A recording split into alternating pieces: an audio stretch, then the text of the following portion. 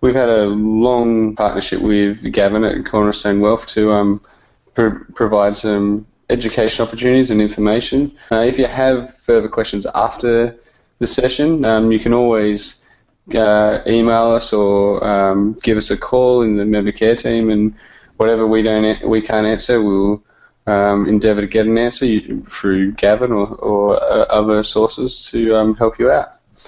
So without further ado, I hope Gavin's ready and got these last few people registered.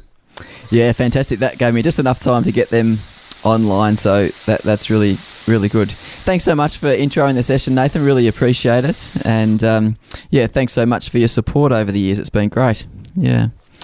Not a problem. Yeah. And if you stay online, Nathan, feel free to chip in any time. But we've got about 40 people online now, so that'll continue to grow for the next little while. If you have just joined us, my name's Gavin Martin from Cornerstone Wealth. We're getting started into the session in a moment. Nathan, the Chief Member Officer from Christian Super, has just introed the session. I'll keep the lines mute for now, and then I can open up the lines after the main content and you can ask questions then. But if you do have questions along the way, please just use the chat section on the right-hand side of the screen. Just to note that the session is advice of a general nature only.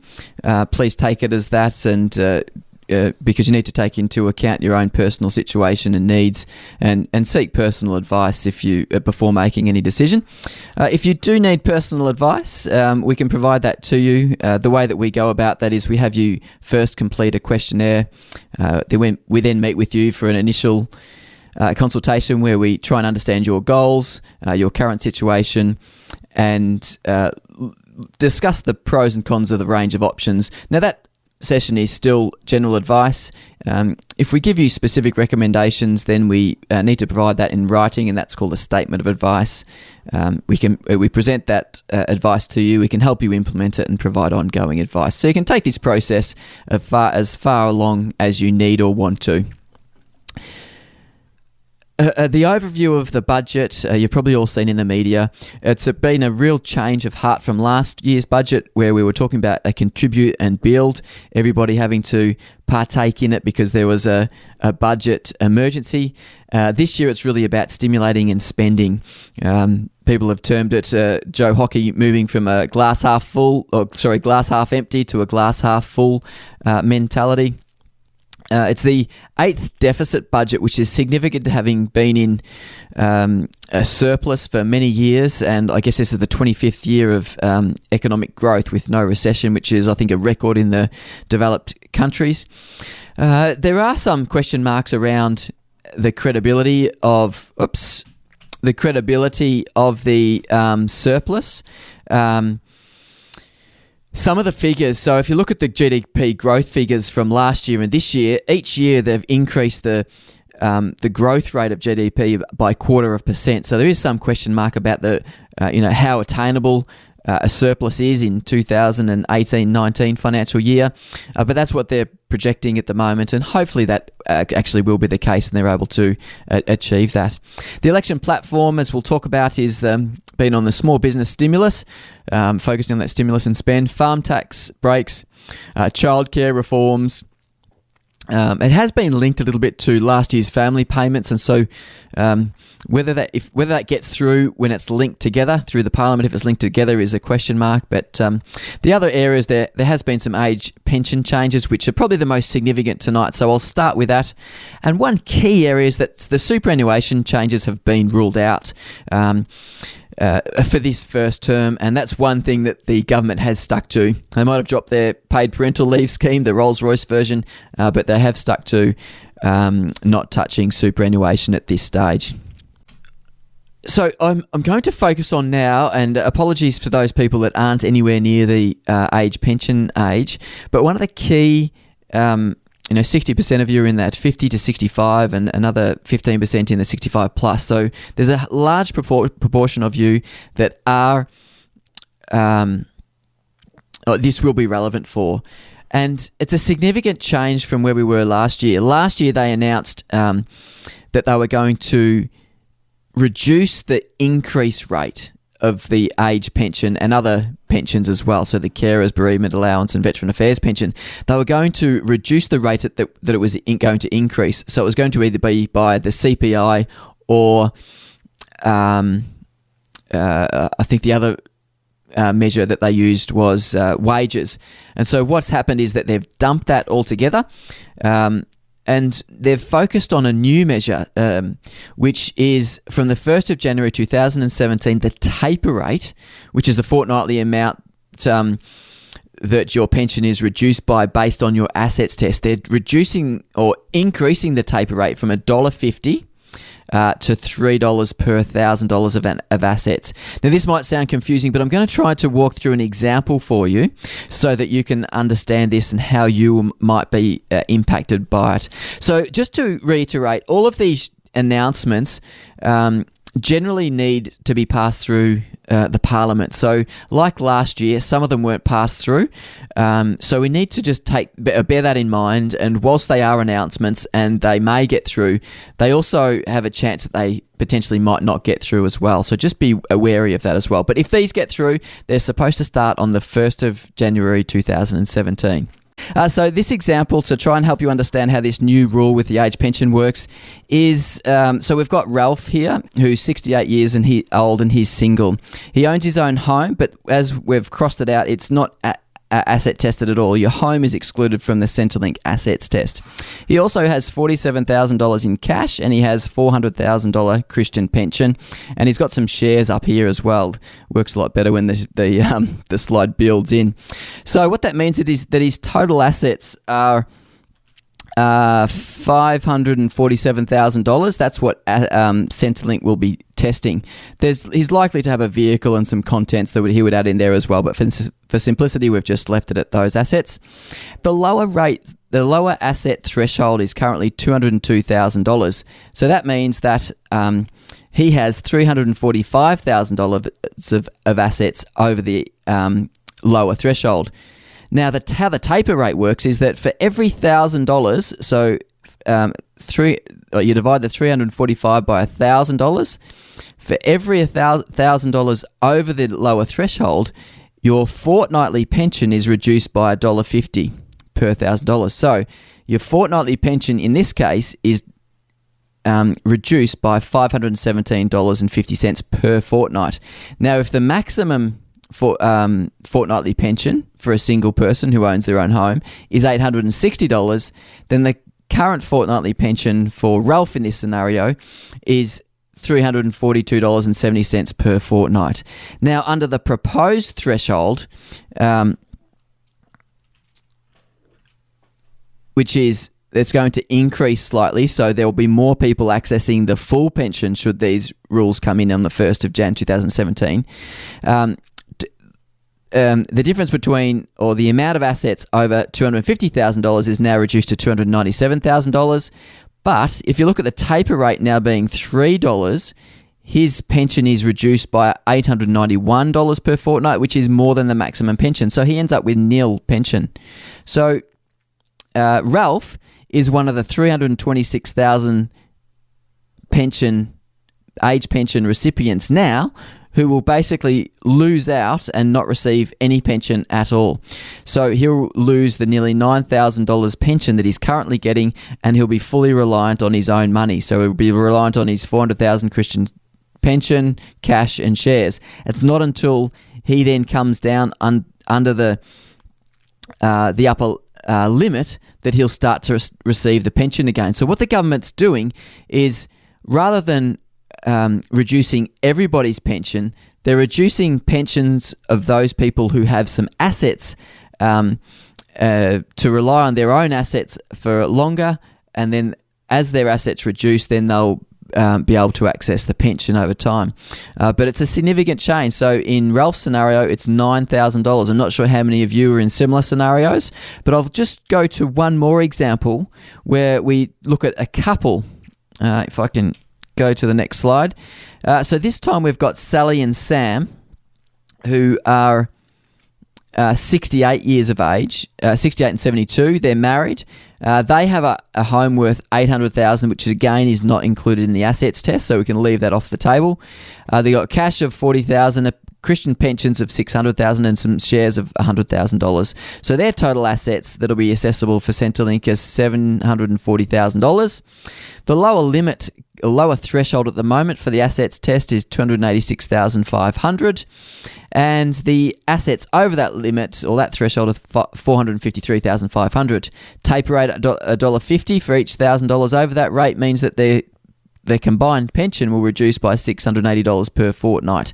So they'll end up, maximum is about $1,300, so their current fortnightly pension will be about $616.55. That's under the current rules. Under the new rules, the threshold increases, so there'll be more people on the full age pension.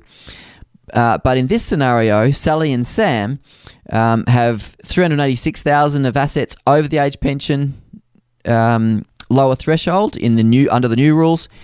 That means their pension will reduce by about $1,100 using this new $3 taper rate rather than the $1.50 taper rate.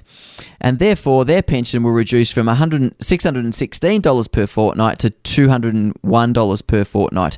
So they will lose out about $11,000 from the age pension. Now, this is a significant amount. And I understand that many of my clients will be in this scenario as of the 1st of January 2017. So this is probably the key thing for many of you to understand, that you will need to be more reliant on your own resources until you've eaten into those resources and then come under those thresholds. If you want to try and understand exactly how your situation will play out, this table goes towards trying to assist you with that. So Centrelink arranges their testing under the whether you're a homeowner or not, and whether you're a couple or not. And so in this scenario, we've got a single homeowner. If you're a single homeowner under the current rules,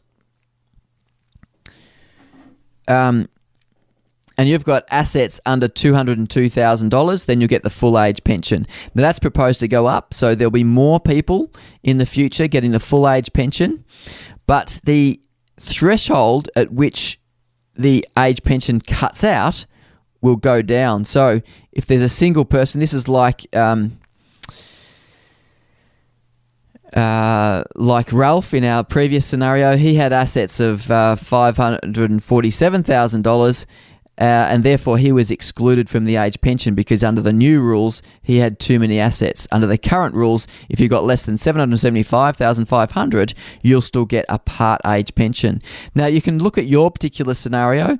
Are you single or a couple? Are you a homeowner or non-homeowner? Look at what the current thresholds are and look at what they'll be in the future, and then you'll get a gauge of whether you'll be a part pensioner or a full pensioner, or you'll be one of the 326,000 people who will get less or no pension in the future. So hopefully this table, and you can come back to it, we'll send it through to you, will help you understand how you are going to be impacted as of the 1st of January 2017. Now, a couple of people have asked about, one in particular, I can't remember your name, but you mentioned, I'm planning on retiring in 5 years' time and I've currently got $800,000 of assets. What does that mean for me? Well, in 5 years' time, if these rules still apply, these amounts will index up over time. But if your assets have grown, you're likely not to receive any age pension. If you're a coupled homeowner and got assets over $823,000, you'll get no age pension.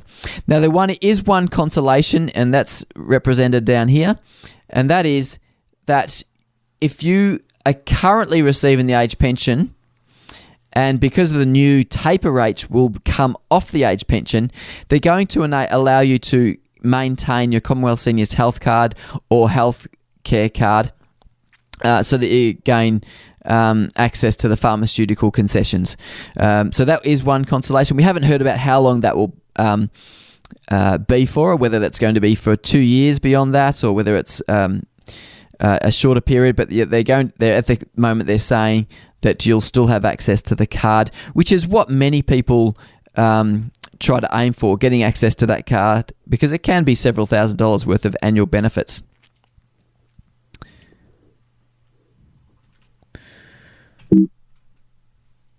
Now, that largely explains the age pension changes.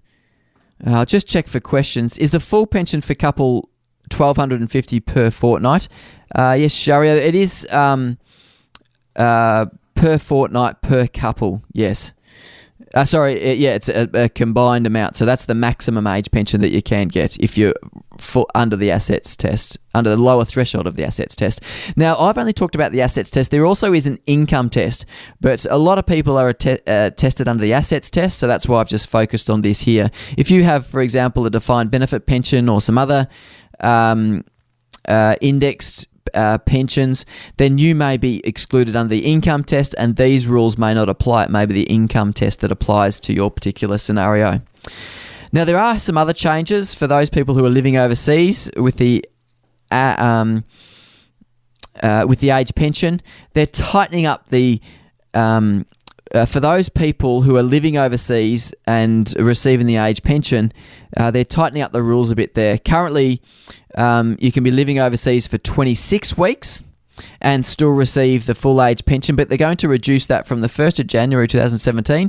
They're going to reduce that to 6 weeks. Now, it won't impact you if you've lived in Australia for 35 years between the ages of 16 and 65. It won't have an impact.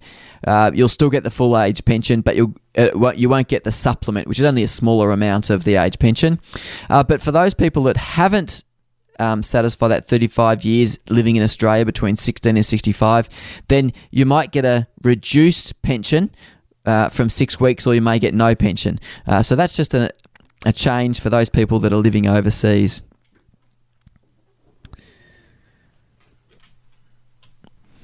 Now, aged care changes and implications.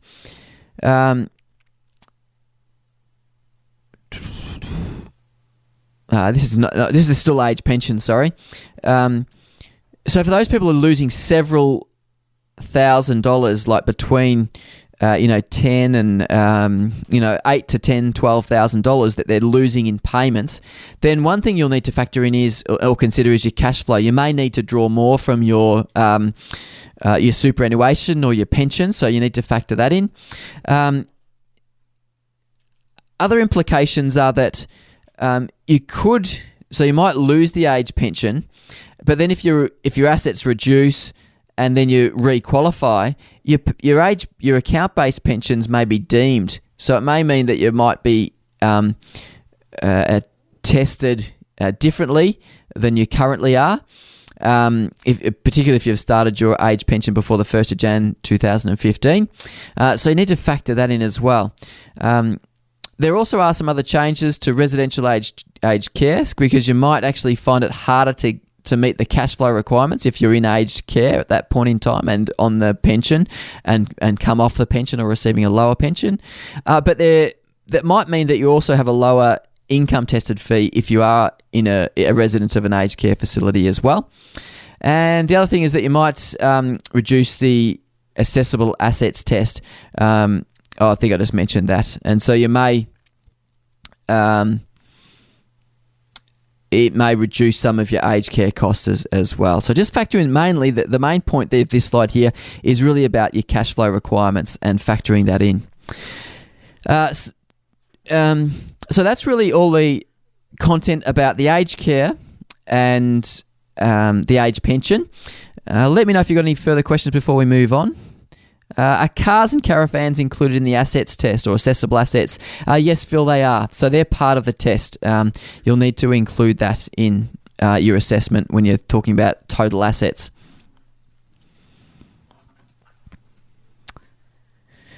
So now we're moving from the age pension and sort of retirement income streams to social security and childcare. So you're probably all across it because it was in the media so prominently. But the major change is the fact that they're focusing on childcare subsidies. So there's a lot of rules with it. They're abolishing they're effectively abolishing all the previous setup. So they're abolishing childcare benefit, the childcare rebate, and the jobs and education and training care fee assistance. And they're boosting all their childcare support. So people might be receiving, may receive a couple of $1,000s more, or it might be even up to $5,000 more, depending on their circumstances, in childcare support under the new changes. One thing to factor in is that they may link these changes to previous budgets' family tax benefit changes, which really scale back family tax benefits. So depends on how they actually do present it through the Parliament, whether they join the bills together, as to whether this will get through. So it'll be interesting to see how this plays out. So don't assume that this is all going to apply.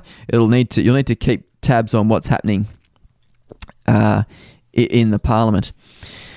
So as well as boosting the childcare through the childcare subsidy, they're also doing a trial of providing a nanny subsidy. That's where it's really about in-house care, and particularly for those people in remote communities. So the childcare subsidy, it's really about improving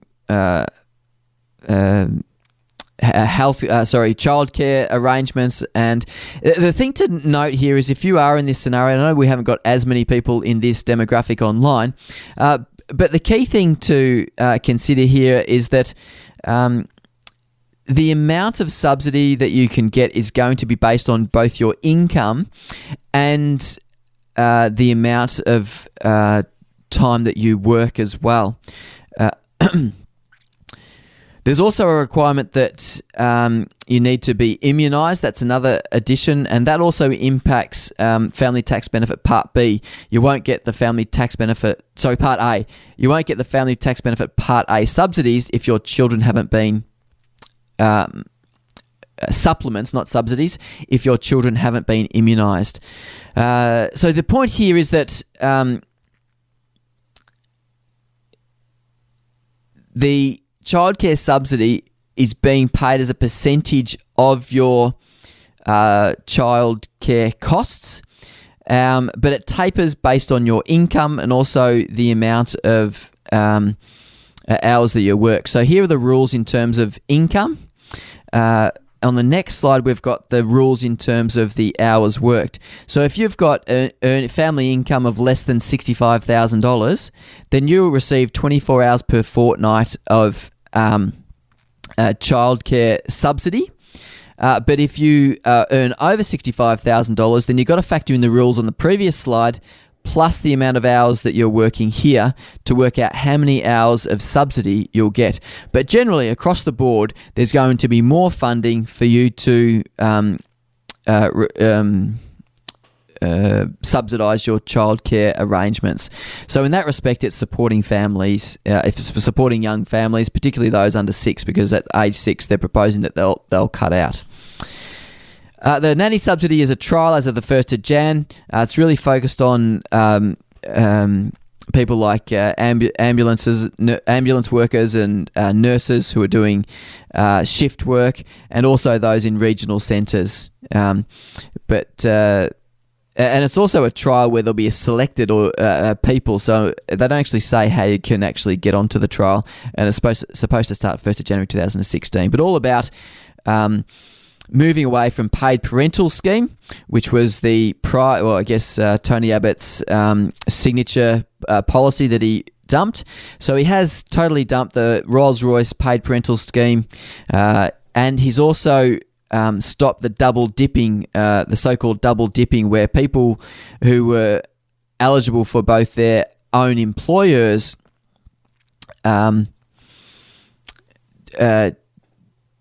paid parental scheme, and also then took the government's 18-week scheme as well. You can only do one or the other. If your employer's scheme is less than what the government provides, then the government will top up the difference effectively. So that's why there's a focus on childcare in this, because they're moving away from the paid parental type scheme. I just check a couple of questions coming through. If one of you is able to get the pension in 2017 and the other does not qualify because of age, are the assets still tested at 375 to get the full pension? Is that half? Yeah, effectively what happens when one's eligible, one's not, then they test you as a couple. This is going back to the age pension questions for Richard here. Yeah, test you as a couple and then split them in half. So test you as if you were both eligible and then divide all the numbers in two. So that's how they effectively work out that scenario. So that's paid parental leave. Family tax benefit changes. As I mentioned earlier, they may link the childcare subsidy changes with last year's reducing of family tax benefit. But they're also, in addition to that, announced additional changes this year where they're going to rule out the large family supplement. They reduced the large family supplement from 3 children to 4 children, so that you had to have 4 children to have the large family supplement. Now they're abolishing it altogether as of the 1st of July 2016.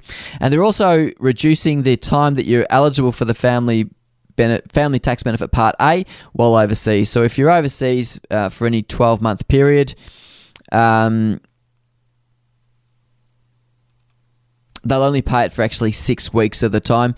Previously, I think it was for a longer period of time. So being overseas, you won't access as much family tax benefit Part A in that scenario. So we've covered off the age pension, the childcare subsidy, family tax benefit, and now we're just going to focus on some of the taxation changes. We had a question here from John, and I think there was about 15% of you who were from a self-employed or a business background. The key thing here for you is the small business tax measures, and it's really encouraging you to go out and spend on items that are going to help the productivity of your business. But the key measure is, for those people in that scenario immediately, is that you can purchase a business asset of up to $20,000 and immediately write it off. Normally, if you buy something over $1,000, you have to depreciate it over a number of years. As of budget night at 7:30, you can buy as many assets as you like, up to $20,000. So you could buy 5 items at $19,000, and you could buy lots of those, and they'd be able to write them down immediately. If you buy an asset that's worth over $20,000, then you need to depreciate it as per previous rules. I think it's 15% in the first year and 30% in other years. So this means that those people that do have an ABN, they can purchase business assets, and whether that's a vehicle or some other asset, and you can write it down immediately, which is a great tax saving, particularly if you do need that item. The other benefit for business owners and self-employed, so you just really need to have an ABN, and your turnover needs to be less than 2 mil. You'll also be receiving it if you're an incorporated business, so that means you've set up a company, then you'll get a 1.5% tax reduction as of the 1st of July 2015 from 30% down to 28.5%. If you're not incorporated, so you're just running as a sole trader, a partnership or a trust, and your turnover is less than 2 mil, then you'll get a 5% tax offset up to $1,000. So what that means is that when you submit your tax return and you're showing that your income has been derived from business purposes, then you'll get up to $1,000 discount on the tax that you would otherwise pay. So it's a bit of a bonus for those people who are self-employed, and that's for the next 2 years. So from this financial year up until, I think, 1st of July 2017. I think that answers John's question, who asked, what are the small business implications out of the budget? That's a key measure. Again, there was a number of hits for people that are overseas. If you have got a HEX debt, and you're working overseas, then from 1st of January 2016, the government wants you to notify them of your earnings overseas, because they're going to deduct some of your earnings to pay off your HECS debt. So they're trying to collect some of those HECS debts for people who have moved back overseas. There are farm write-downs similar to the business tax measures, that you can write down fences, water facilities, and fodder storage assets a lot more quickly. I think the fences and water facilities, you can do it immediately in that year. Fodder storages, I think you can write that down over a 3-year period. So there's some changes there as well. Employees of public benevolent institutions, there's a fringe benefits tax exemption will increase from $30,000 to $31,177, and that's due to the budget repair levy, which is that 2% additional tax for people earning over that certain limit. So there's this increase in both that figure, and for those working for public hospitals and the like, and non-for-profits, then your fringe benefit tax amount for the coming year will increase from $17,000 to $17,667. So there's a slightly more that you can package there. But there are some implications for those people who utilise their meals allowance. So whether that's somebody in public benevolent institutions or public hospitals and the like, you can only claim up to $5,000 in meals and entertainment. Previously, there was I don't think there was a limit on that, and so they're trying to rein that in a little bit. So I think you could spend like $20,000 on a wedding, and it could be totally packaged. So they're trying to pull that loophole in a little bit as well. Just checking if we've got any other questions coming through. No, that's good.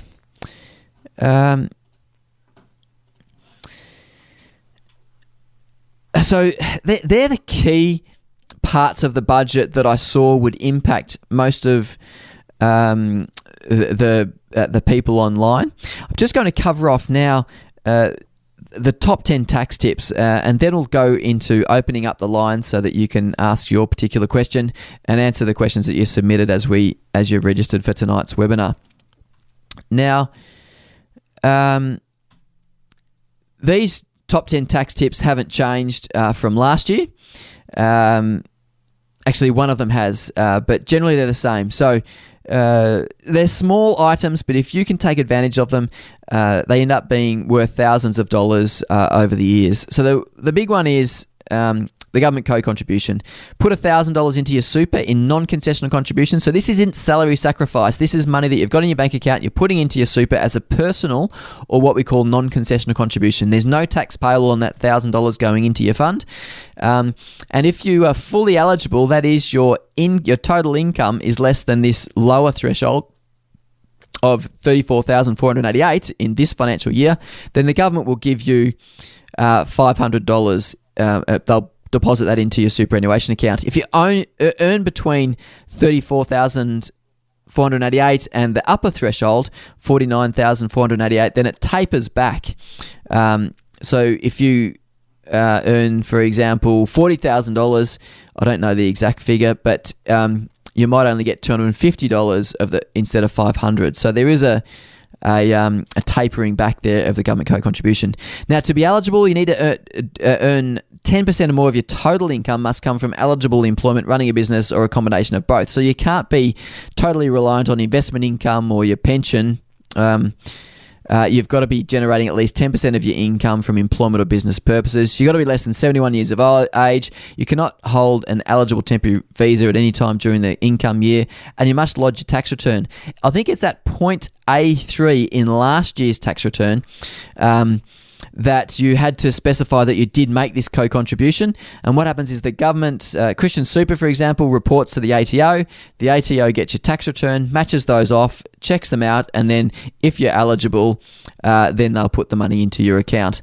Now, I think that answers Raymond's question. Actually, he said, will the government pay a co-contribution for amounts for me and my wife if I put them into super? So how do I go about claiming it? What's the procedure? So it's about, if you were eligible, put the $1,000 in, submit your tax return, and then that's all you have to do to be eligible for the age pension there. Not the age pension, the government co-contribution. Tip number 2 is an eligible spouse contribution. Now, this applies if your spouse is earning less than $13,800, but it works best if your spouse is earning less than $10,800. So what you can do here is that if they do satisfy those requirements, you can put $3,000 into their superannuation account as a spouse contribution, and the government will give you a $540 rebate. So you're effectively saving $3,000 in your super fund, and it's only costing you $2,460. So another $540 benefit there. So if you're fully eligible for both those schemes, then you might be able to save $1,000 each on the co-contribution, $540 on this one. So you might be up to $1,500 benefit just by applying those two strategies. Personal deductible super contributions. These are where you make contributions into your super fund where you claim a deduction for them, and it can reduce your taxable income. The requirements are that you need to be less than 75 years of age to claim the deduction, and you need to be eligible to contribute to super. So if you need to be either under 65 to get the money into super, or you need to be satisfy the work test, which is working. So if you're over 65 and under 75, you need to satisfy the work test, which is working 40 hours in 30 days to be able to be eligible to put these kind of contributions into super. But what they can do is they can reduce your taxable income. Often we use this when people have incurred a capital gain. So you might have sold an investment property, you're not working, so you've satisfied the 10% test, which is, it's the opposite to the government co-contribution test. No more than 10% of your total income can be derived from eligible employment or employment purposes. So it's just another strategy of reducing your tax. The maximum limit if you're over 50 at the moment is $35,000 of contributions, and can save $6,000 to $8,000 in tax, or double that if you're if both members of a couple are going about this process of making a deduction to reduce their income tax. Work-related expenses, I'm sure you're all aware of that you can claim these deductions. If you need to make these kind of purchases of books, journals, seminars, professional development, etc., make the purchases before the 30th of June, and you can claim them in this tax year rather than having to wait another 12 or more months to get the tax benefit of that. As we mentioned earlier, for those people who are business owners, have an ABN, then making purchases up to $20,000 can help reduce your tax as well. And if you do need the item, or your business needs the item, then you're able to significantly decrease your income tax payable in that respect. Tip number 6 is income protection insurance premiums. Now, I know a lot of you will have them through your Christian Super account, and therefore you're not able to then claim a deduction on them. But if you have them outside of superannuation, sometimes you want to have income protection cover for more than 2 years. You might want to have income protection cover up to 65, for example. Sometimes it's outside of superannuation. And if you pay those before the 30th of June, then you can claim the deduction for those premiums in this year's tax return, and get the benefit of that, or the tax back on that 12 or more months earlier. So it's all about increasing your expenses up until the 30th of June, and I guess not increasing your revenue, or deferring your revenue until after the end of the financial year. You can donate. So donate to tax-deductible organisations. There's a lot of Christian organisations and radio stations and charity organisations that you can donate to and claim a deduction. It not only benefits you with a deduction, but it benefits the organisation that you're giving to. Just be aware, if you are on Centrelink benefits, that there are gifting rules. So you can only gift $10,000 per year, or $30,000 over a 5-year period. So what you could do, for example, is you could gift $10,000 prior to the 30th of June, another $10,000 in July of 2015, and then another $10,000 in July of 2016, and you won't have triggered the deprivation rules. So if you go in excess of $10,000 per year, the amount over and above that will sit on your assets test as an asset for Centrelink purposes for 5 years. So you can either breach the $10,000 annual rule, or you can breach the $30,000 5-year rule. Tip number 8 is offset gains with losses. So if you've triggered some capital gains and say, for example, in your share portfolio, and you've got some losses, shares that are in worth less than when you purchased them, then in that scenario, you could actually sell some of the shares at a loss. At some point in time, you could buy them in the future, but you just don't want to sort of the tax office focused on people who were selling off these shares on the 30th of June and buying them back on the 1st of July.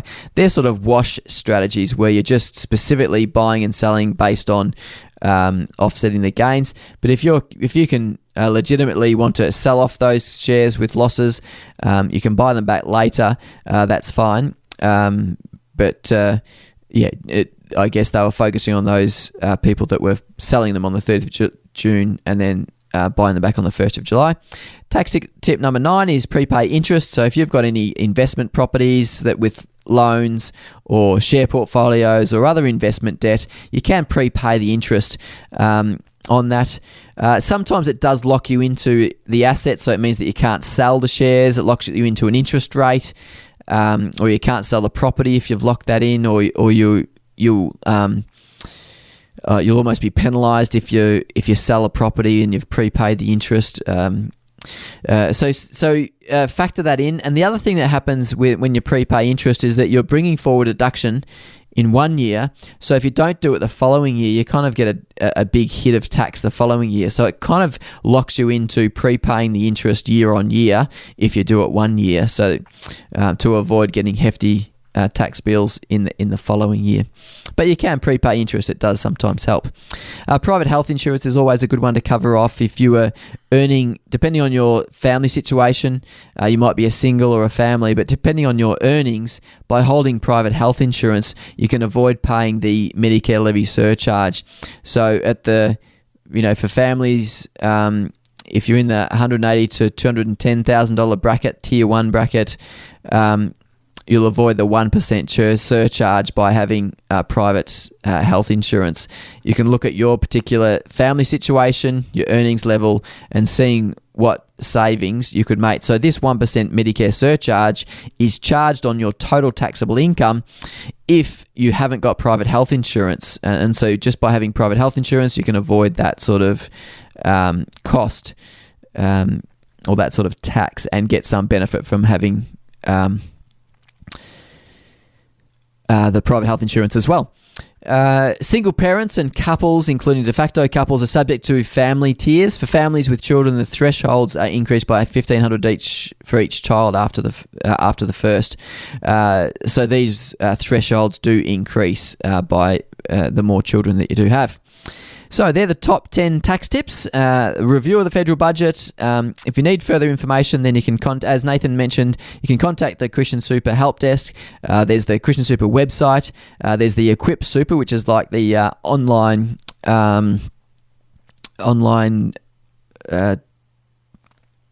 intra-fund advice tool, so you can get an indication of what investment option you should be in and those sorts of things with that online tool. I think you just got to log on to your member online to access that. We can help you with personal advice. Just go to our website or give us a call.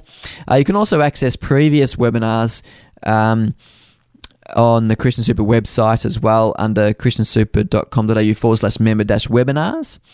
So there's some resources for you.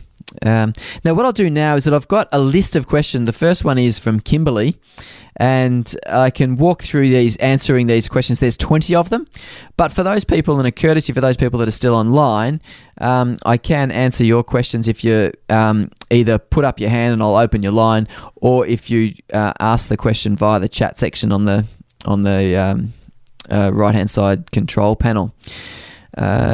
So far away if you do have a question. Otherwise, I'll continue through with answering those questions that you asked on the registration of the webinar. So I've got one here from Kimberly, which is actually someone's raised their hand. I'll just check whether. So that was Jill and Sandra. Jill and Sandra, if you've put your hand up, if you do want me to open your line to ask a verbal question and you do have a microphone, then leave your hand up. If you don't want me to do that, then just put your hand down using the control panel on the right-hand side there. So Kimberly's question is, my husband and I own a home but are fairly low income earners. Instead of purchasing another residential property to rent out or buy, or buying into another type of investment scheme at the moment, we have chosen to make additional voluntary payments to our super funds as we are undecided on the best method of investing. My husband is a paid pastor and pastor's wage, that is 50% is exempt benefits. How will the new budget changes affect your current setup, if at all? Now, the key thing here is that if you are making contributions into super, there are certain thresholds that you need to factor in. And I've put this little chart on here. This chart actually applies for this financial year as well.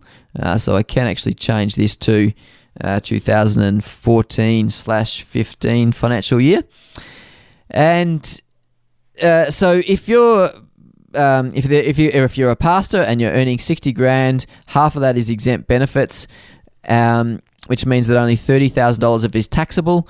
There is a benefit to salary sacrifice. So direct, if you're $30,000 income, you might be able to salary sacrifice $9,500, and there would be a benefit in doing so. The benefit is the difference between your 15% contributions tax rate and your marginal tax rate. So your marginal tax rate is going to be 19%, or with the Medicare levy 21%, and so it's a 6% difference in lower incomes. If your income's over $37,000, then the difference increases to like 19.5%. But let's say, for example, you're a pastor on 60 grand, 30,000 taxable income. Then the benefit is on $9,000 is 6% of $9,500 is going to be around $570. So you could actually salary sacrifice that into super, and you would save $570,000 each. Most people, for others that are thinking about salary sacrificing, most people sit in this other tax bracket of $37,000 to $80,000 because that's the average income. And so their benefit, if they, for example, were sitting on a $47,000 income and salary sacrifice $10,000, the benefit is the difference between the 15% contributions tax rate and 34.5%, which means it's 19.5% 19.5% benefit, which means 19.5% of $10,000 is $1,950. So it's nearly $2,000 saving for every $10,000 that you salary sacrifice. Be aware that there is a limit of $35,000 for those over 50 and $30,000 for those under 50, and that includes your superannuation guarantee contributions. So I think you're doing the right thing there. Boosting your superannuation works well to save for your retirement. Okay, so feel free to send through questions, otherwise I'll keep going through. So Beryl asked the question, can we take our super out as a lump sum in, say, 4 years' time? Well, that depends on two things. It depends on whether you've reached your preservation age, which is, you can see here. So depending on your date of birth, your preservation age is between 55 and 60 years of age. Actually, this year, as in the 1st of July, this is the first year where people will have to start to wait until 56 to reach their preservation age. So if you're 55 next financial year, then your preservation age will be 56, not 55. It's the first time that's starting to come into play. So you need to have reached, to take out lump sums, you generally need to have reached your preservation age, and you need to satisfy a condition of release, which is, if you're below 60 years, you need to have ceased gainful employment and intend never to return to the workforce. Or if you have attained 60, all you need to do is cease gainful employment. You don't have to satisfy the never intending to return to the workforce. You could just be changing from one job to another. That would satisfy a condition of release and means that your superannuation is fully eligible to you. If you've turned 65, that's an automatic condition of release. So Beryl, it depends on whether you have satisfied both reaching your preservation age and whether or not you've satisfied a condition of release. If you've satisfied your preservation age but not a condition of release, you still can draw up to 10% of your superannuation by moving it to pension phase as well. So there are possibilities available for you, but unless I know your particular circumstances, I can't directly tell whether you'll be able to withdraw it in 4 years' time. And it also depends on the government's rules as well. I know there's a superannuation review later on in the year. The government has committed not to make superannuation changes this term of government, but they might go to the election with some of them. So that's your question, Beryl. Zeoli is asking, I'm a single lady at the age of 46. Would the budget affect me in any way? I think the main way the budget's going to affect you is reducing your age pension, potentially. But otherwise, there's pretty minimal changes unless you're a business owner, if you'd get the tax deductions there. Otherwise, there's pretty minimal impact on you. Darren, how does the budget affect young marrieds who are looking to start a family in the near future? Well, there's a bit of tightening of family tax benefit, but there's the child care subsidy or the nanny subsidy that might assist you with a greater amount of support to have your kids in childcare. One thing that doesn't apply for in this particular budget is stay-at-home parents don't get much support at all. It's all about getting people into the workforce by providing childcare. So if you're looking at one parent staying home, this budget is a bit of a downer. Dennis asks, when will the new asset test commence for the pension eligibility? It's January 2017. So all the rules that we talked about earlier on in the session, that comes into play in January 2017. Sharon asks, at what age does a date of birth 55 person retire technically? Well, it's when you want to retire. You don't have to retire at any point in time at all. So technically you retire when you are working on average no more than 10 hours a week. That's the definition of employment, is working 10 hours a week, or gainful employment is 10 hours a week. So therefore, retirement is the opposite, which is working less than 10 hours a week on average. But I think what you might be alluding to, Sharon, is that same question earlier that Beryl asked, is when can I access my super? And that's relating to your preservation age. If you were born in 1955, your preservation age is 55 years of age, so you can access your superannuation money, but it depends on whether you satisfied a condition of release as to whether you can draw that in the form of a 10% pension or whether you need to satisfy a condition of release to access it. So it'll depend on your particular employment situation. That was Sharon's question. Charles's question is, how will the budget affect the part-time pastor and part-time pensioner? Well, it won't impact you until 2017. It might impact you then when the new rules come in, depending on what income level and asset level you have at that point in time. You may get a reduced pension, or if you've got a lower, if your assets are low enough, you might actually get more. You might be eligible for the full pension rather than a part pension. So it really depends on your particular circumstances there, Charles. Doug asks, can I still withdraw part or all of my superannuation after the age of 60 in a lump sum? Well, that depends on, again, this same rule around preservation and condition of release. If you've satisfied your preservation age, you will have if you're over 60, so you've ticked that off. The next question is, have you ceased a form of employment since turning age 60? If that's yes, then you could draw the lump sum. If you have changed employment, then that will satisfy a condition of release. Otherwise, you'll need to cease employment or turn 65 to draw down those lump sums. There's been no announced changes in relation to lump sums, although they have flagged, and there's discussion papers out there trying to reduce the amount of lump sums that you draw from your super, with the preference that people will draw pensions to support their retirement. So it may change in the future, but the current rules are that the same lump sum rules apply.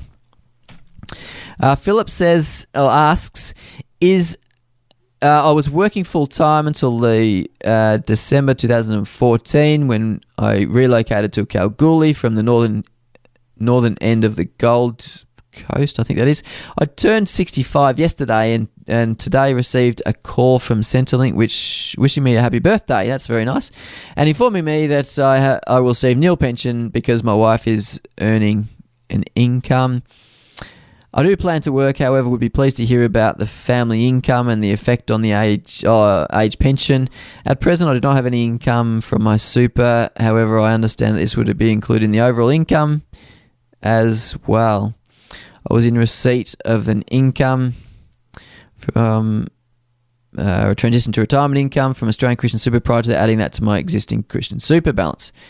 So I think the crux of your question, Philip, is about why am I not getting an age pension? That can probably best be answered if I go to, and this is probably a good site for a lot of you if you are interested in the age pension, it's just the Human Services website. If you just go to that website, it's gone to the thing where you can't see the whole screen again. But if you go to that website and search on age pension, you come up with all the details of the age pension. So, and in particular, you can look at the income test. So, I can't see it. Frustrating. I might just change it down a bit. There we go. And so the income test and why you're not getting a pension, Philip, because your wife's earning, is that she's earning more than the income test will allow. And so for a couple, and assuming that you own your own home, the income test, you get the full age pension if you've got fortnightly income of less than 160, but it totally cuts out when your income is, for a combined couple, you get no pension when your fortnightly income exceeds $2,877.60. So multiply that by 26 and you'll get the figure that prevents you from accessing a pension. And so I think that's what you're talking about. You can do things like when you've got one spouse eligible for the pension and the other person not, you can hold superannuation assets in the younger spouse's name, the one that's not eligible for the age pension, and those assets aren't then tested for the assets test. So that's a strategy that you could potentially apply, but it sounds like it's the income test that's causing you grief. Moving some of your assets into your wife's superannuation can assist with reducing the assets and the income test. But it's hard to give you more details than that without knowing more about your situation.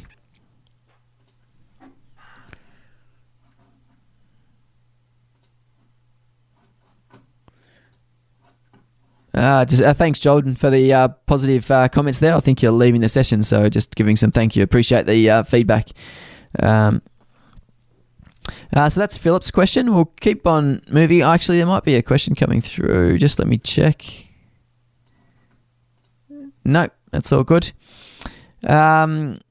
Wiz says or asks, how do you see the Australian property market and stock market in the coming 5 years? Now, this has got to be the biggest or most difficult question to answer because we can't predict the future. We don't really know. What I will say, though, is that property prices, particularly in Melbourne and Sydney, mainly Melbourne and Sydney, are at bubble points. They probably will continue to go up, particularly if we get more interest rate cuts. But there's got to be a point in time where they come off at some point in time, whether that's when foreign money stops coming into the market or whether it's when interest rates start to rise again. But there's got to be a point in time where the property market does come off. But many people have suggested that should be the case over the last 20 years, and we've had a pretty strong market in property, particularly in the major capital cities. So hard to know. So what you need to do then, and same with the share market, it seems relatively high at the moment. A lot of people are saying it's reasonably pricey with high price earnings ratios. the stock market's at a relative high point at the moment.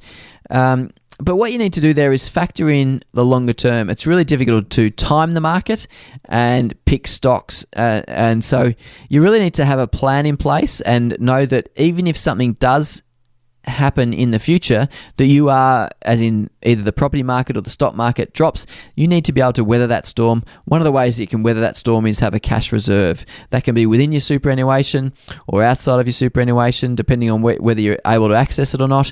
But basically, setting up an investment portfolio that enables you to get through all conditions is probably the best way to answer that question. But we can't predict the future. We don't know what's going to happen. Phil says, thanks. My pleasure, Phil. We'll speak to you soon. Thanks for the webinar. I think it might be great info and relevant. Jeff, see you later. Thanks very much for the positive comments there, Jeff. Sorry about the technology issues earlier on and that I'm not able to build the slides out for you nicely, but I think we eventually got it working. Deborah asks, will parents who have not consented to vaccination of their children stop receiving family tax benefit A or B? Yeah, that's the case. There's a rule that they're introducing, no jab, no pay. So vaccinating, if you don't vaccinate your children, then it is family tax benefit Part A end of year supplement that you won't get. So it's not the whole family tax benefit Part A that you're not going to get, but it is the supplement that might be worth $1,000 or whatever it is to you, depending on your circumstances. You're going to miss out on that, not the whole family tax benefit Part A. But it is trying to encourage people to vaccinate their children. Thanks for the question there, Deborah.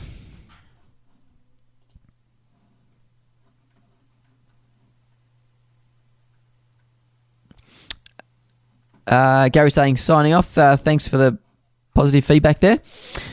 So Frank, where does the new limit of $823 leave a married employee who will retire in 5 years? I think I answered Frank's question earlier on in the session when we were talking about the age pension. But basically, if you've got over $823,000 of assets in 5 years' time, which is likely if you've got $800,000 now, then you're not going to be supported at all by a part pension in the future if the rules get through. So you'll need to factor in supporting yourself for longer, but then I guess if you do eat into your assets, what the government is basically doing is that they will be supporting more people later on once they eat into their assets and get their assets under those upper asset test thresholds. So Paul, sorry about that. 60, wanting to retire in about 3 years. Should I place as much as I can in super? What about the new limit on non-house assets for a couple? My wife should retire in 5 to 7 years. So the key question here, there, Paul, is for you. Is that if you're 60 years of age now and your age pension age is 65, you're going to need to support yourself until you reach your age pension age, which is at least 65 years of age. But it could be, so it might be 2 or more years that you need to support yourself. Now, if you're supporting yourself and getting no age pension, it means that you eat into your assets a bit more, which means you need to have a larger asset base to be able to, provide for your income in the longer term. Putting as much as you can into super is often a good strategy, particularly if you're looking at salary sacrificing. And as I discussed earlier, salary sacrificing down to about the $20,500 income level is great. It saves you tax. It saves you more tax with the higher income. So ploughing money via salary sacrifice into superannuation saves you, likely to save you thousands of dollars each year. So that's really good. Whether you put more money into the superannuation environment that you have outside of super into super, it could be done as well on the basis that you can hold that money in the tax-free environment in the pension phase. And if you're over 60, then all that you draw from it is tax-free as well. So that's really talking about the transition to retirement strategy, and definitely a great option to pursue. Natalie says, what's the impact on family tax benefit? Well, it depends on whether the government tries to bring in the changes from last year to family tax benefit, and whether they link, whether they get any further changes through as well. So link whether they get the changes in relation to no jab, no pay, whether they link the family tax benefit payments from last year to the child care subsidy, will depend on whether all of the announcements get through. And so there is generally a contraction in the family tax benefit if they get their policies through. Linda says, I'm working 30 hours per fortnight and turn 65 this year. I cannot afford to stop working and retire. I am on disability pension. When I turn 65, but whilst still working, can I take all or part pension of my superannuation in order to pay some of my mortgage down? Will I pay tax on my super? Currently, the rules are that if you're over 60 and you're drawing money from your superannuation, there's no tax payable on it all, whether that's in the form of a lump sum or in the form of a pension. So to answer the last part of the question there, Linda, the tax on there'll be no tax on the withdrawal from your super because you're over 60. The other part of the question is, can I take a lump sum? Again, that gets back to whether you've satisfied a condition of release. If you're waiting till 65 to do that drawdown, then that is a condition of release, and then you will be able to do it. You may be able to actually draw some funds down a bit earlier, depending on what your work situation is, whether you've changed employment since turning 60, those sorts of questions. It might mean that you can draw some money down and put it against the mortgage. Now, if you're drawing money from your superannuation account and putting it against your mortgage, because your home is not asset tested, doing that won't impact your Centrelink benefits, whether that's be disability, support pension or the age pension, because you're basically taking an asset that's untested and putting it into an asset that's not tested, or reducing the mortgage on an asset that's not tested. So I think it's a fine approach to take. Just need to consider when you're eligible to be able to do it.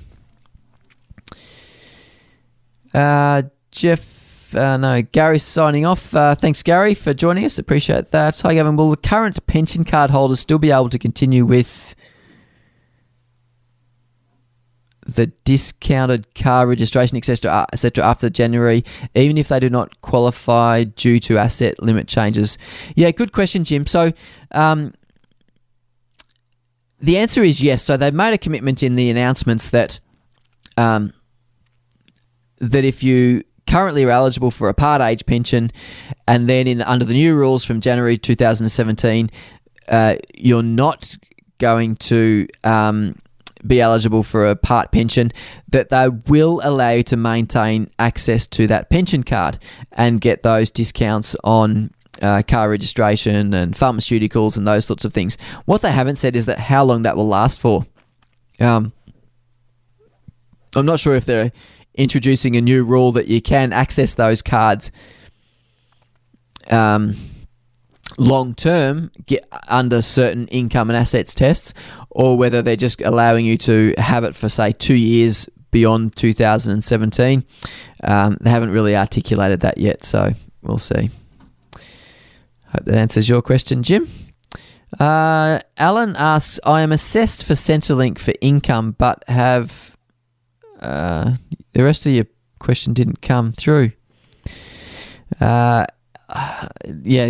Finish the rest of your question, Alan, if you want me to answer that for you.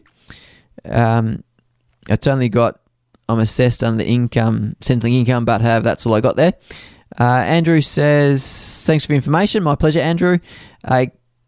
Gavin, this is from Ian. Gavin, my income after salary sacrificing to my super will be...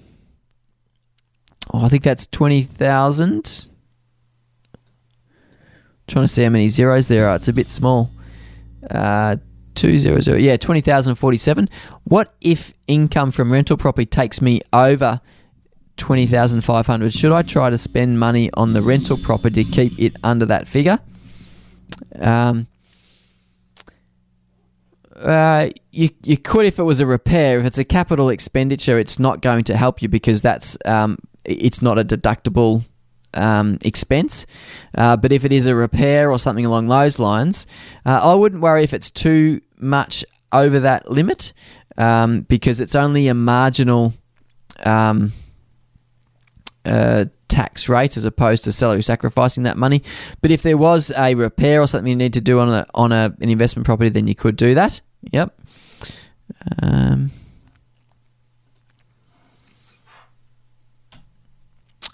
Bruce asks the question, what is the major impact for someone who has just turned 65?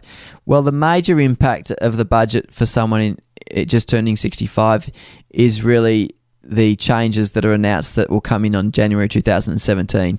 So the taper rate moving from $1.50 to $3. And I think we should have addressed that question earlier on in the webinar.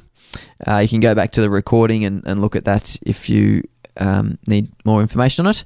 Ross asks, with limited super and not long to retirement, 5 years max, what is the best way to enhance super? That is, buy investment property, interest only, sell and buy smaller and put excess in super, etc. Yeah, Ross, the key to your period but for the next 5 years is really focusing on boosting your retirement savings as much as you possibly can. That can be done largely it can be done in a variety of ways. It might be that you go down the investment property track. It might mean that you plough more money into the superannuation. The pros and cons of those is that generally we focus on having debt paid down at the time of retirement. So we don't generally say leverage up, into the moving into the retirement years. Generally, we're trying to pay down debt at that point in time. So if you are earning income over the $20,500, and particularly if you're over the $37,000 taxable income, salary sacrificing to the maximum levels is really good because it not only saves you like $2,000 for every $10,000 that you salary sacrifice, so it's boosting your tax savings there, but it's also building your superannuation base. So that salary sacrifice is definitely one of the best ways to both save tax and build your retirement savings. But the balance between those things, between deductible or salary sacrifice contributions to super, buying an investment property and how much debt you take, versus downsizing, I think you might have been referring to there. They're all strategies that can work towards increasing your asset base to support yourself into retirement. So it's a bit hard without more information to know exactly how to direct you there, but all of the above work well. I don't really like taking on too much debt moving into the retirement years. Judy asks, what is the best way to approach this scenario with 4 children in their teens, or one just out a tween, I think. Main provider now earning approximately $30,000. Second income earner has the potential to earn 23. With casual work, main provider could step up to $40,000 taxable income in 2016 tax return. Yeah, Judy, the key thing here is that if you possibly can, increase those earnings. There's only so much that you can focus on expenditure, but if you can somehow boost the earnings, then that would be the ideal to somehow do that.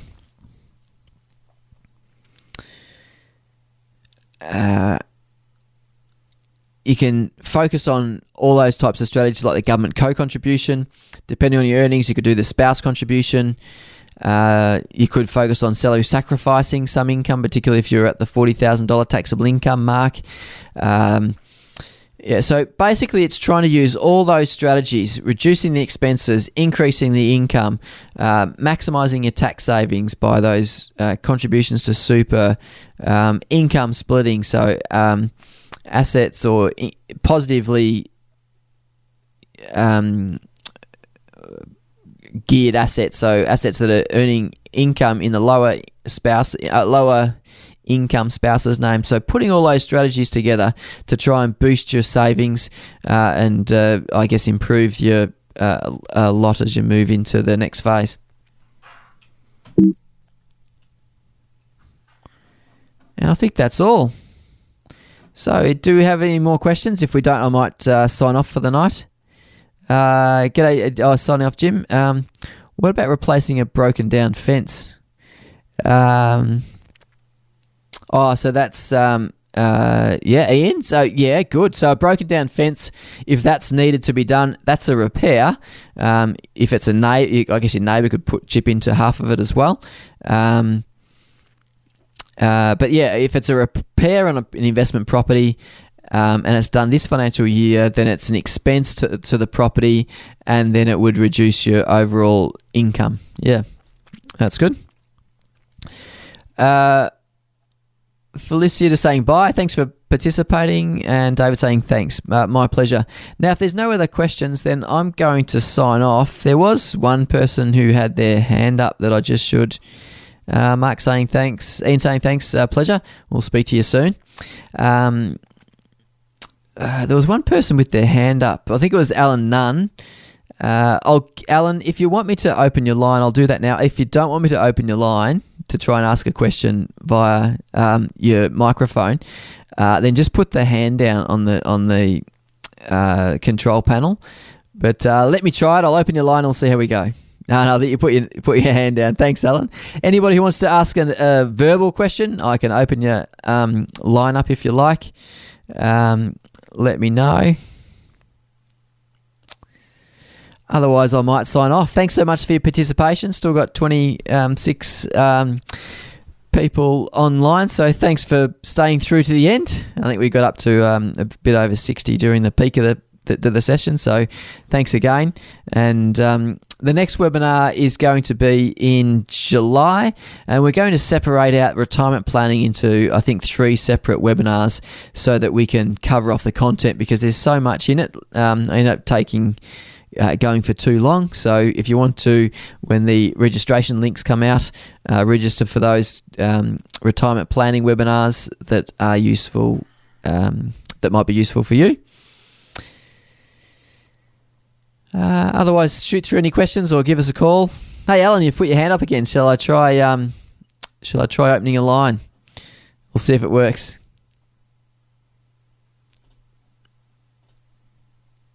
Hello, Alan.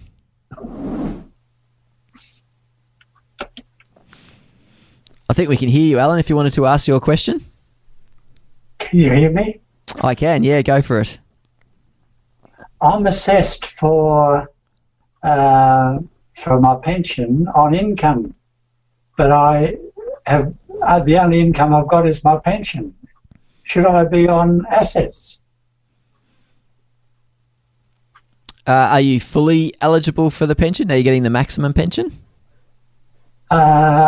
No, I'm now single again. Yes. On the passing of my wife. Yes.